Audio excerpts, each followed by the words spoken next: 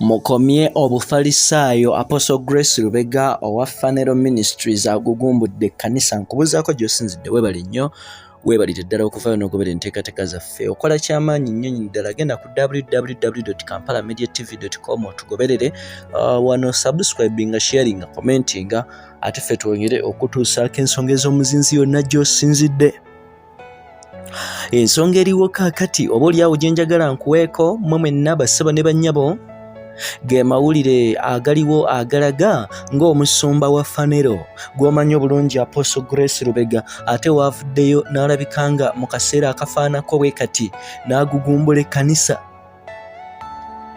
Ono avuddeyo n'agamba nti mu kaseera kano eggwanga ke lirimu nga buli muntu agezaako okunenya munne, okweryamu enkwe, okuvumagana, okweswaza,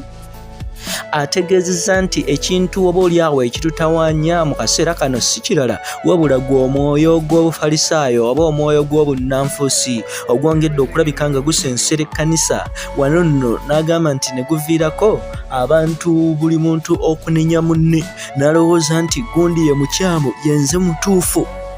gundi ye mwonoonyi yenze atakola nsobi, gundi ayina ebibi yenze atalina bibi. Olwo okwesongamu ne kugenda mu maaso oba oliawo ekintu ekiviriddeko akanyamberege ak'amaanyi. Kaakati ono yasinzidde wali mu kusaba kw'omanyi kwabeera nako buli lwakuna akawungeezi okutandika essaawa 11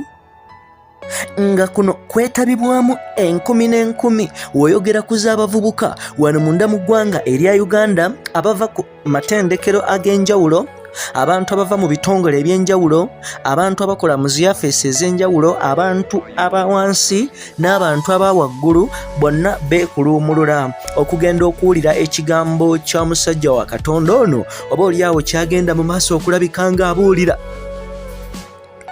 Wano ngamba Apostle Grace Lubega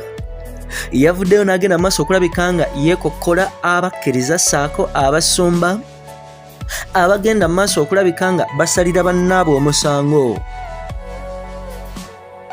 ne batuuka ne ku ddaala eri beewala nga bagamba nti gundi mwonoonyi tetuteekeddwa mumusembeza n'oli ayina ekibi, ne babasongamu nga bo bagamba nti bo batuukirivu era bajjudde omwoyo mungi, so nga ate bagamba nti bwe twogera ku missoni ya Yesu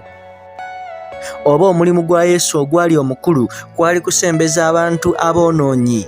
okubaleeta eri kitaawe. N'olwekyo ng'agamba nti ng'abakristaayo eddimu eddene lyandibadde lyakuddira abantu abalina ebibi ne basembezebwa, olwo ne balabika nga bakyusibwa okuva mu makubo gaabwe amabi. Wabula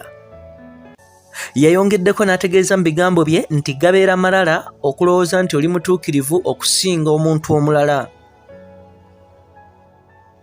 era n'ategeeza nti oba oliawo enneeyisa y'abasumba abamu ensangi zino eviiriddeko abantu bangi obutalokoka n'okukyawa ebya Katonda nga balowooza nti oba oliawo omuntu ate okuyingira mu kkubo ery'okutya Katonda abamu ate bakifudde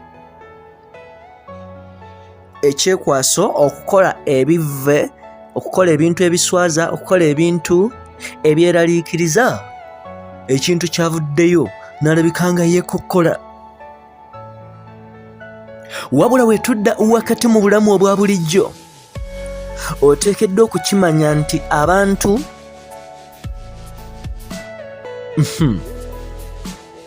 baana bamama, baana bataata,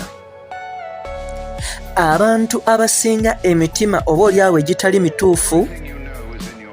be bantu abasinga okwewombeeka mu bulamu obwa bulijjo, so nga ate abantu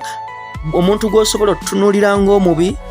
wabula singa Mukama Katonda akuwa akakisa n'omusemberera n'omugenda buziba osobola okukimanya nti omuntu oyo munda mu ye ajjudde omutima ogwa zaabu era ng'oba oliawo ky'omulowooleza si bwe kiri. N'olwekyo kyafaananako ne ku mirembe giri egyasooka abantu bazze beeyubula obunnanfuusi bubeerawo okuva ku mirembe gya Yesu n'okutuuka kati. ng'obunnanfuusi bweyuula bweyubuzi abantu okwongera oba oliawo okusonga mu bannaabwe enkwe.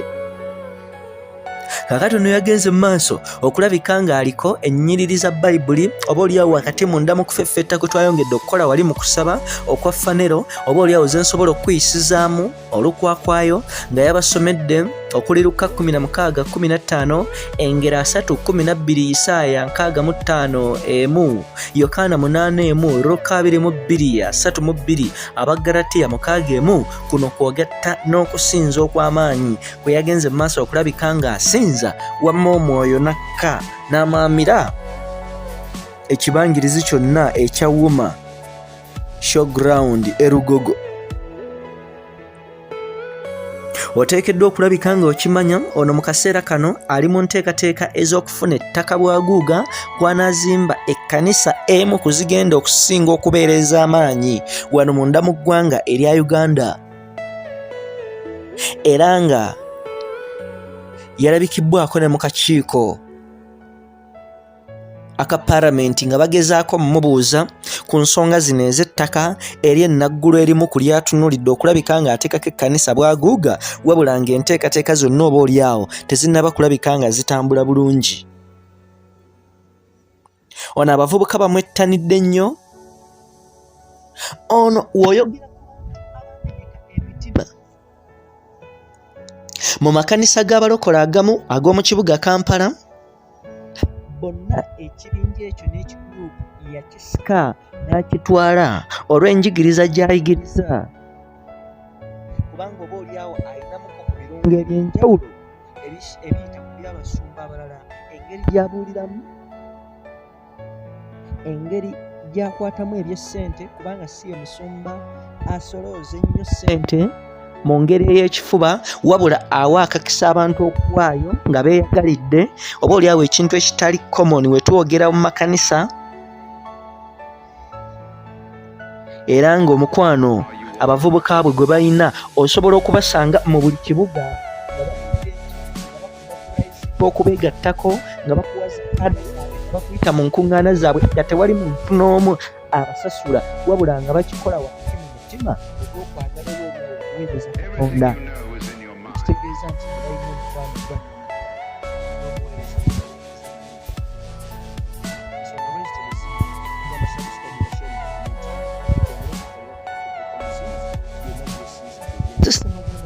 Hope ku lwa Kampala Media TV kugamba sigala nga otugoberera.